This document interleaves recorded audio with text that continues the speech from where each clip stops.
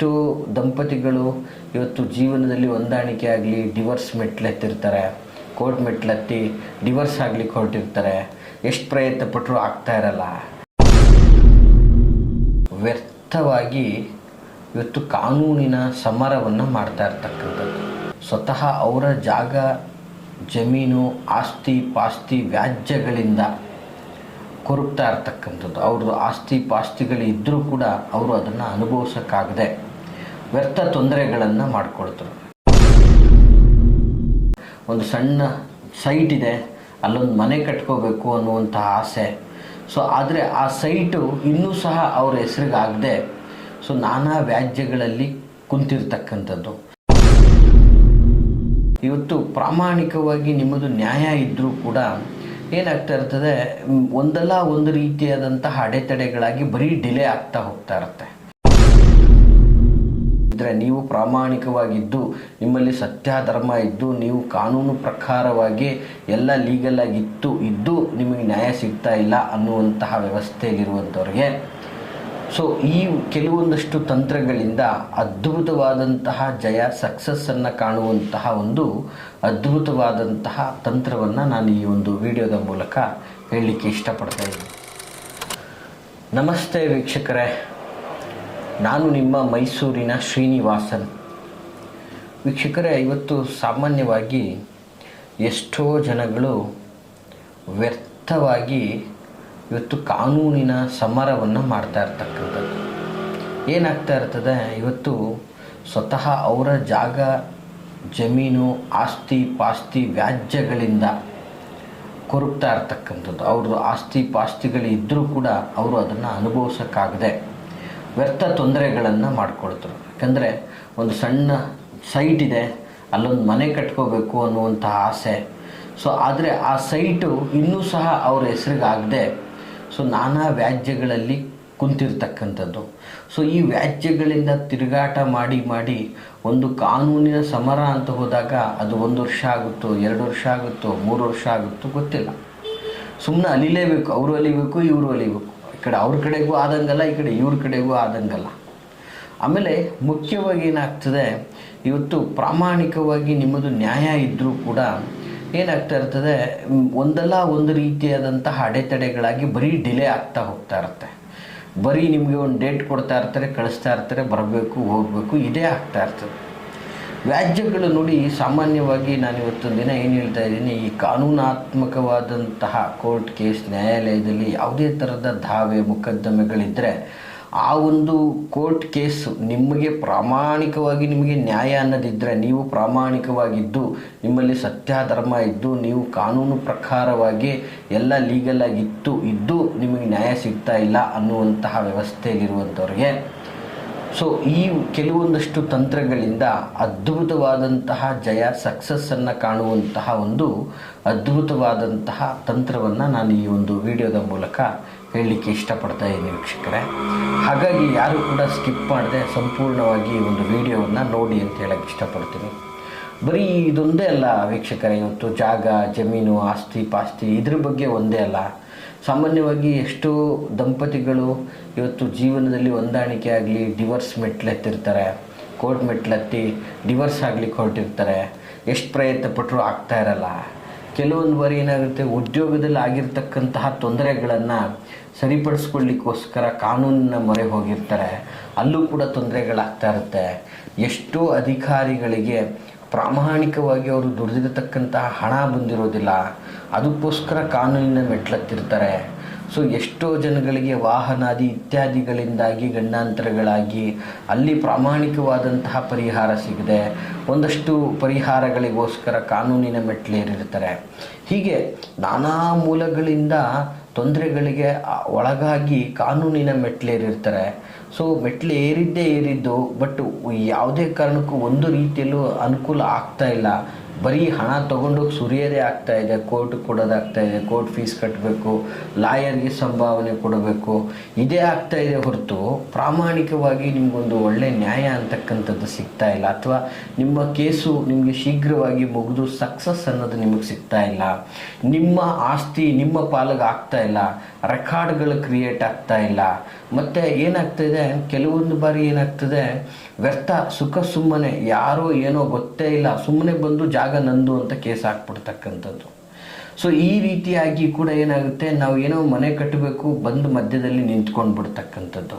So ಎಲ್ಲ ಅರ್ಧಂಬರ್ಧ ಆಗ್ತಕ್ಕಂಥದ್ದು. ಇವತ್ತು ಭೂಮಿ ಇದೆ, ಬೆಳೆಯೋಕ್ಕಾಗ್ತಾ ಇಲ್ಲ, ಯಾಕಂದರೆ ಅದ್ರ ಮೇಲೆ ಸ್ಟೇ ತೊಗೊಬಂದ್ಬಿಟ್ಟತಕ್ಕಂಥದ್ದು. ಯಾಕಂದರೆ ಅವ್ರಿಗೆ ಗೊತ್ತು ಅವ್ರದ್ದಲ್ಲ, ಬಟ್ ನಿಮಗೆ ತೊಂದರೆ ಕೊಡಬೇಕನ್ನೋದೇ ಅವರ ಮೂಲ ಉದ್ದೇಶಗಳಾಗಿರ್ತದೆ ವೀಕ್ಷಕರೇ. ಸೊ ಹೀಗಾಗಿ ಏನಾಗ್ತದೆ, ಭೂಮಿ ಇದೆ, ಅದರಲ್ಲಿ ಬೆಳೆದು ಒಂದು ಒಳ್ಳೆಯ ರೀತಿಯಾದಂಥ ಫಲವನ್ನು ತೊಗೊಳಕ್ಕಾಗ್ತಾ ಇಲ್ಲ. ಸೊ ಮನೆ ಜಾಗ ಇದೆ, ಮನೆ ಕಟ್ಟೋಕ್ಕಾಗ್ತಾ ಇಲ್ಲ.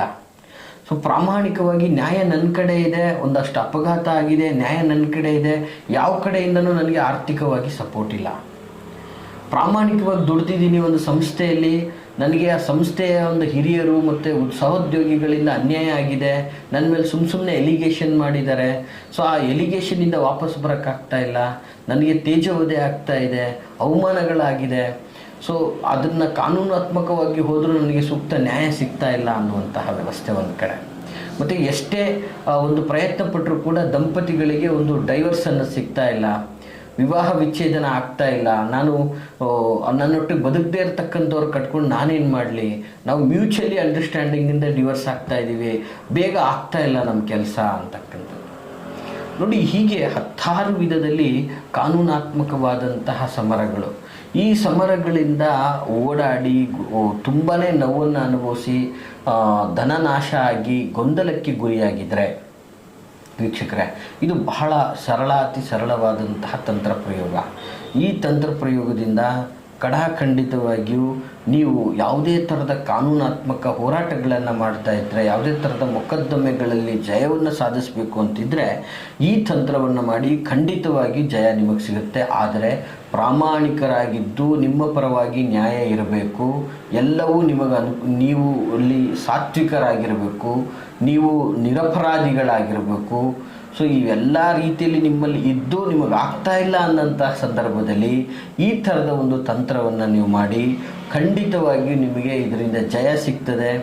ನೀವು ಇದರಿಂದ ಹೊರ ಬರ್ತೀರಾ, ಭಗವಂತನ ಆಶೀರ್ವಾದ ನಿಮಗೆ ಸಿಗುತ್ತೆ. ನಿಮಗೆ ಏನು ಜಾಗ ಸಿಗುತ್ತೆ, ಬೆಳಿಲಿಕ್ಕೆ ಅವಕಾಶ ಆಗುತ್ತೆ, ಮತ್ತು ಮನೆ ಕಟ್ಟಲಿಕ್ಕೆ ಅವಕಾಶ ಆಗ್ತದೆ, ಮತ್ತು ಮುಂದಿನ ನಿಮ್ಮ ಜೀವನದ ದಾರಿಗೆ ಇದೊಂದು ದೀಪ ಆಗ್ತದೆ ಅಂತ ಹೇಳ್ಬೋದು. ಅಂತಹ ಒಂದು ಅದ್ಭುತವಾದಂತಹ ಒಂದು ತಂತ್ರ ಪ್ರಯೋಗ.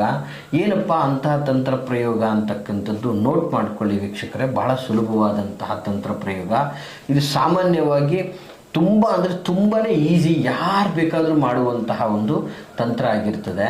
ಏನಪ್ಪ ಅಂತಂದರೆ ಶನಿವಾರದ ದಿನ ನೋಡಿ, ವಿಶೇಷವಾಗಿ ಯಾವತ್ತಾವತ್ತು ಮಾಡಲಿಕ್ಕಾಗೋದಿಲ್ಲ. ಏನು ನಾವು ಮಾಡ್ತಾ ಇದ್ದೀವಿ, ಯಾವುದಕ್ಕೋಸ್ಕರ ಮಾಡ್ತಾ ಇದ್ದೀವಿ ಅನ್ನೋದು ಫಸ್ಟು ನಮ್ಮ ಮನದಲ್ಲಿ ಸಂಕಲ್ಪವನ್ನು ಮಾಡಿಕೊಂಡು ಶನಿವಾರದ ದಿನದಂದು 8 ಬಾದಾಮಿ ನೋಡಿ, ಸಾಮಾನ್ಯವಾಗಿ ಎಲ್ಲಿ ಬೇಕು ಬಾದಾಮಿ, ಮಾಮೂಲಿ ಪ್ರಾವಿಷನ್ ಸ್ಟೋರ್ಗಳಲ್ಲೆಲ್ಲ ಸಿಗುತ್ತೆ. ಬಾದಾಮಿ ನಿಮ್ಮ ಮನೆಯಲ್ಲೂ ಇರ್ತದೆ. ಯೂಶಲಿ ಕೆಲವೊಂದು ಜನಗಳು ಇವತ್ತೊಂದು ದಿನ ಅದನ್ನೇ ಹೆಚ್ಚಾಗಿ ಬಳಸ್ತಾ ಇರ್ತಕ್ಕಂಥದ್ದು. ಬಾದಾಮಿಯನ್ನು 8 ಬಾದಾಮಿಯನ್ನು ತೆಗೆದುಕೊಳ್ಬೇಕು. 1 2 ಅಲ್ಲ, 8 ಪ್ರಮಾಣ ಬಂದು 8 ಇರಬೇಕು. ಈ 8 ಬಾದಾಮಿಯನ್ನು ತೆಗೆದುಕೊಂಡು ನಿಮ್ಮ ಹಳ್ಳಿ, ಸಿಟಿ ಅಥವಾ ಕಾಲೋನಿ ಏರಿಯಾ, ನಿಮ್ಮ ಸುತ್ತಮುತ್ತಲಿನಲ್ಲಿ ಇರುವಂತಹ ಯಾವುದಾದ್ರೂ ಒಂದು ರುದ್ರಭೂಮಿ ಅಂದರೆ ಸ್ಮಶಾನ, ಈ ರುದ್ರಭೂಮಿ ಹತ್ರ ಹೋಗಬೇಕು. ಒಳಗಡೆ ಹೋಗಬಾರ್ದು, ರುದ್ರಭೂಮಿಯ ಹೊರಭಾಗದಲ್ಲಿ. ಯಾಕಂದರೆ ಯಾವುದೇ ರುದ್ರಭೂಮಿಗೆ ಒಂದು ಏರಿಯಾ ಅಂತ ಒಂದಿರುತ್ತೆ, ಒಂದು ಕಾಂಪೌಂಡ್ ಅಂತ ಇರುತ್ತೆ, ಅಥವಾ ಒಂದು ಪಿಂಚಣಿನಾದರೂ ಹಾಕಿರ್ತಾರೆ. ಸೊ ಸಾಮಾನ್ಯವಾಗಿ ಒಂದು ಏರಿಯಾ ಅಂತ ಕ್ರಿಯೇಟ್ ಆಗಿರುತ್ತೆ. ಸೊ ಆ ಬೌಂಡ್ರಿಯಿಂದ ಈಚೆ ಇರಬೇಕು ವೀಕ್ಷಕರೇ. ಆ ಬೌಂಡ್ರಿಯಿಂದ ಈಚೆ ಇದ್ದು ಸ್ಮಶಾನದ ಹೊರಭಾಗದಲ್ಲಿ ನಿಂತುಕೊಂಡು ಈ 8 ಬಾದಾಮಿಗಳನ್ನು ನಿಮಗೆ ಯಾವುದರಲ್ಲಿ ಏನು ಜಯ ಸಿಗಬೇಕು ಅನ್ನೋದನ್ನು ಮನದಲ್ಲಿ ನೆನೆಸ್ಕೊಂಡು ಭಕ್ತಿಯಿಂದ ಸಂಕಲ್ಪವನ್ನು ಮಾಡಿಕೊಂಡು ಈ ಬಾದಾಮಿಯನ್ನು ವಿಶೇಷವಾಗಿ ಈಚೆಯಿಂದ ನಿಂತ್ಕೊಂಡು ಸ್ಮಶಾನದ ಒಳಗಡೆ ಎಸೆಯಬೇಕು ವೀಕ್ಷಕರೇ. ಬರೀ 8 ಬಾದಾಮಿಯನ್ನು ಹೊರಗಡೆ ನಿಂತ್ಕೊಂಡು ಒಳಗಡೆ ಎಸಿಬೇಕಾದ್ರೆ ಇದನ್ನೆಲ್ಲ ನಿಮಗೆ ಆಗಬೇಕಾಗಿರೋದು ಯಾವುದರಲ್ಲಿ ಜಯ ಸಿಗಬೇಕು, ಹೇಗೆ ಜಯ ಸಿಗಬೇಕು, ಅದರ ಪ್ರಾಮಾಣಿಕತೆಯನ್ನು ಅದನ್ನೆಲ್ಲ ಮನದಲ್ಲಿ ನೆನೆಸ್ಕೊಂಡು ನೀವು ಭಕ್ತಿಯಿಂದ ಇದನ್ನು ಎಸಿಬೇಕು. ಈ ಪ್ರಕಾರವಾಗಿ ಸುಮಾರು 8 ವಾರಗಳು ಮಾಡಬೇಕು ವೀಕ್ಷಕರೇ. ಸಾಮಾನ್ಯವಾಗಿ 8 ವಾರ ಅಂದರೆ ಹತ್ತತ್ರ ಒಂದು 2 ತಿಂಗಳ ಕಾಲ ನೋಡಿ.